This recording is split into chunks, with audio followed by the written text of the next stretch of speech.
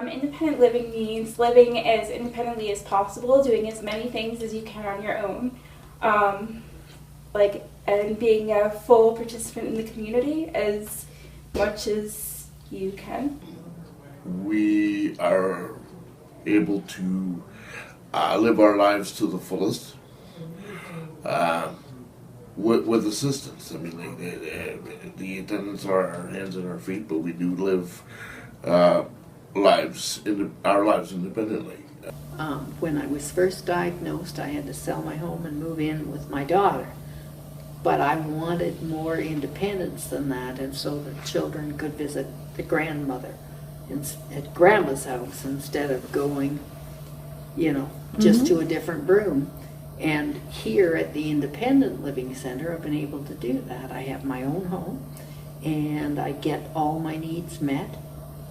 People are there if I'm having a bad day or a better day, or I have to go out, but I do everything just like I'm still in my own home. I love it. Because I don't have to justify why I want to wear these pants today, right? I don't have to explain to somebody why I want to wear this shirt. It's my choice. I wear what I want. And luckily I receive service from an agency that allows me to wear whatever shirt I want. And they don't question me and they don't ask me why. It might be a terrible shirt. They might hate it personally.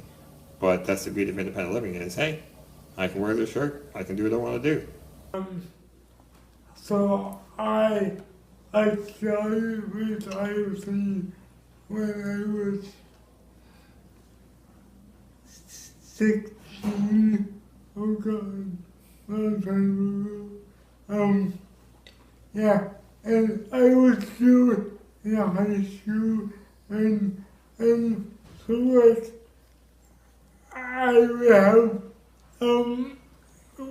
attended home and they would have me so like it could be independent from my parents, which as a teenager I wanted time away from my parents.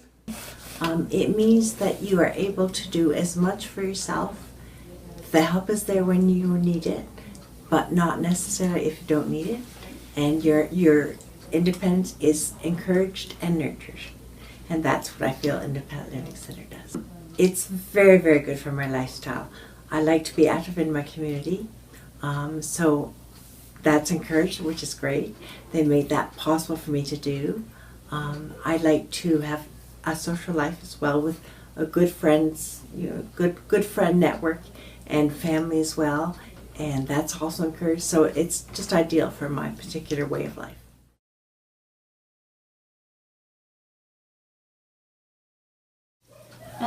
If somebody has done my supper, for example, many times before and they know what they're doing, then I just kind of let them go to it. I assume that they're going to do it properly if they've done it properly before. If it's somebody new, then yes, I like to explain what to do, give them step-by-step instructions, and just make sure they know what to do and where everything is and whatnot. A lot of times people come in and they just stand there. And I want somebody that I'm going to tell them what the end result is and why we're doing it that way. And as I give them directions, they can be using common sense and get it all done together.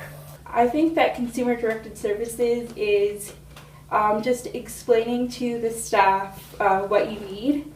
If there's something that needs to be done and I'm in another room, I tell them exactly where it is, the location. I tell them exactly where, how I want it positioned. I'm fairly relaxed in that I don't insist that everything be done identically by the same way every time. As long as my needs are met, I'm happy. And it could be done, from a variety of approaches, and that's fine.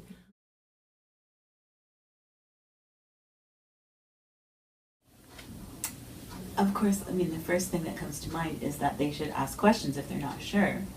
On the other hand, because I'm getting older and more crotchety in my old age, I find that too many questions really irritates me. So I also anticipate that kind of thing. Like, for example, if they don't know where my pots and pans are, I have them on the counter, and I have my food on the counter so they know what they're cooking.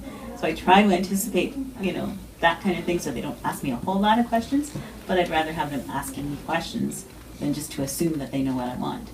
I'd like them to basically do the same thing that I would do. Like, I have an issue that I need to discuss with you, or I'm a little bit concerned about something, so I'd like them to be able to do the same thing if they feel the need to let me know something. And I need somebody to pay attention to what I'm saying and feel, that I'm a good communicator and asking questions if there are sections that I didn't communicate well to them. And whether somebody is doing it intentionally, maybe they're frustrated with you because you're new, maybe they're just in a bad mood, right? Maybe it's raining outside and they wanted to go for a walk and now they're pissed off. Whatever the reason is, maybe they're not going to be pleasant to you when you walk in the room. Maybe they're going to be short. Maybe they're going to be whatever. Just chances are it's not about you. It's about them.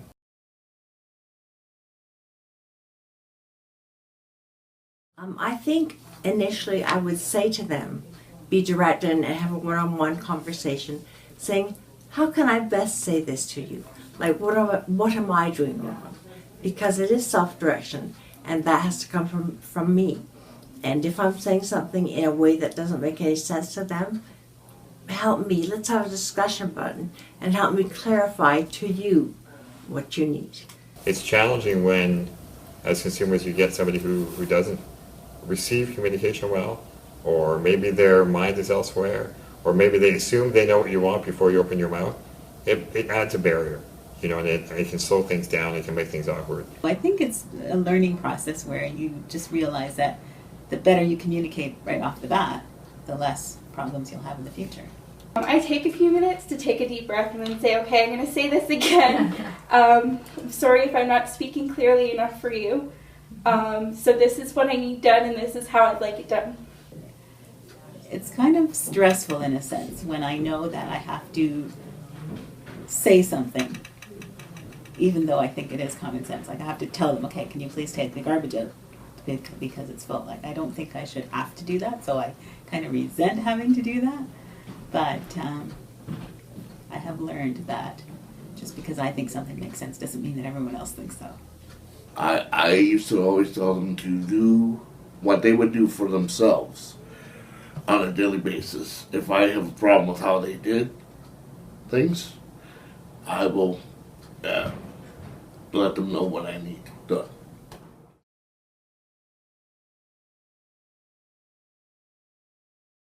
Reliability means that you show up on time, that you're responsible for what you're doing, that you communicate if you can't show up, if something is happening, let people know right away, and that you learn your job and recognize that you're not just pushing papers around on a table. People are individuals, and for somebody not to show up or not to communicate what's going on, there's a whole domino effect. Whether you're in outreach or whether you're in an assisted living, respite, whatever it is, people are expecting you to show up and to do your job. And when you don't do that, it's letting down a whole team of people. I guess the first thing is reliable in the sense of being on time. If they're always 15 minutes late or whatever, that to me is not reliable. Other than that, within doing their, like if they do a call for me, within doing that call, if they know how to do it and they do it well, then that's reliable. If they're always going to be doing something different because they're just scatterbrained and they're not paying attention, that's not reliable.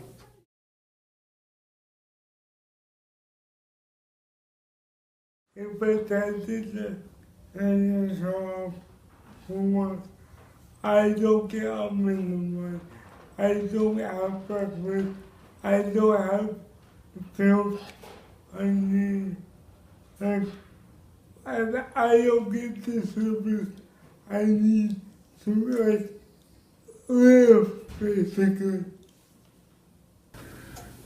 Well, I think it's a huge impact if you're planning in terms of respecting your time, as Joyce said, and not getting your needs, and they can be very basic needs that you need to have to go out or to do something.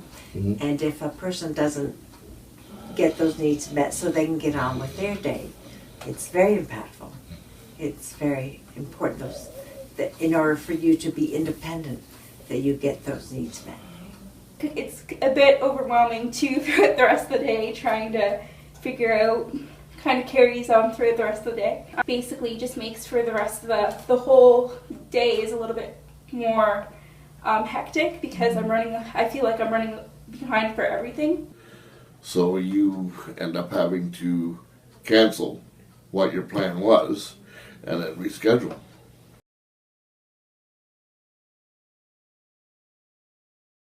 You know, professionalism is one of those scary words, and it has this really broad range of meaning. We have a certain expectation of our staff that they hold on to this level of professionalism. And you know what that means in going into the department and doing the job and not putting your own values in, et cetera, you know, all these things that we ask for them. And on the same token, we ask them to be personable. And on the same token, we ask them to be friendly. And on the same token, we ask them to be quick.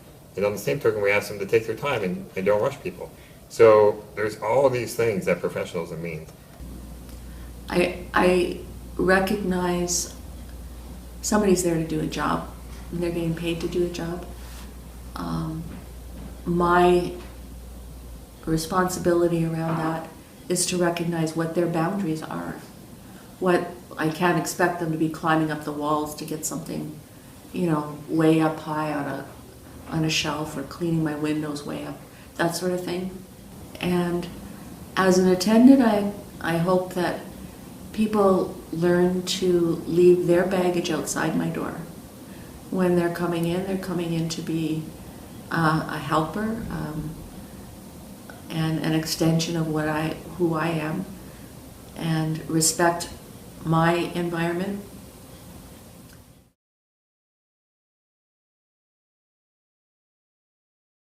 I want an attendant that doesn't bring a lot of baggage in with them, and we develop a relationship. Right, to do with the two of us, not to do with anything else, just the two of us. I think it's very important to have a relationship between the tenant and the customer, because how can you not, you come in to my living space every day and you're doing such possible things, but it is a job, so I do respect like a certain level of professionalism. It's a respect thing, I think. So I usually engage for a couple of minutes, because there's no harm in that. And I'll say, you know, it's really interesting, we can get back to it later. Right now, these are the things I need to get done. And my energy's a bit low right now, so we'll just focus on what we have to do. So hopefully people that are working with you as an attendant don't take that as an insult. There are attendants that I am closer to than others, that I have socialized with outside of work, outside of like their work time. And it's not been a problem. To me, it's a matter of, I understand that when they are socializing with me, they are not there to do things for me. And when they're in my apartment, they are there to do things for me. And I don't have a problem separating that. I don't expect them to be at my beck and call 24/7. I expect them to be at my beck and call when they're on duty. I would like a staff to come in and talk to me as like a human being, not as a client, and just be real. Don't try to overdo it. Don't try to, like be something that, just be casual. Like try and relax. Like, Think about how you'd like to be treated and how you are in your own home. And recognize that everybody has their own way of doing things and that it's important to be observant around that. And if they're talking down to me, it's not like I know what can, like I know what routine, and if you think you know better than you about my care, that's also not respecting. I have I have a very different lifestyle and I'm younger, so if I like certain things and and they have no bearing on my care, then why should that be an issue with that kind of. Because really, by being reliable, by being professional, by having good communication, these are all ways that you can show respect. Because at the end of the day, I'm a 41-year-old male, a father of two, married. I mean, that's who I am. I'm not a consumer, right? I'm not somebody who needs a morning routine. I'm not somebody who needs to be fed. So if somebody comes into my apartment and that's how they view me, sort of like, well, here, you're just this person, this disabled person that I'm here to help. It makes me feel a little bit disrespected because it's like, but that's not who I am.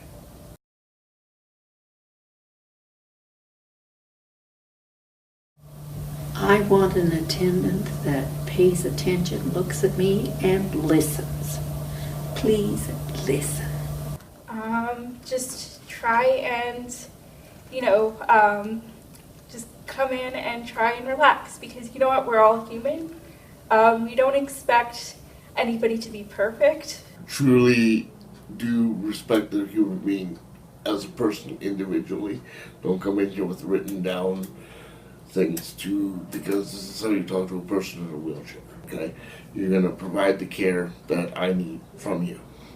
And if you don't know what care I need, watch and learn. It would be awkward the first couple times you with a new consumer, but nine times out of 10 you get to have a rapport with them very quickly. The one important piece would be to treat the consumer as a person, as an individual.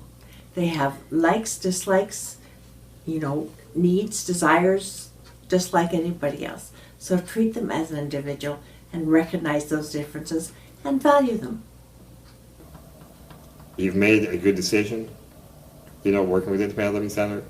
It's going to be a bit overwhelming at first. It's going to be a little bit confusing at first because you're going to have so many different perspectives and ideas.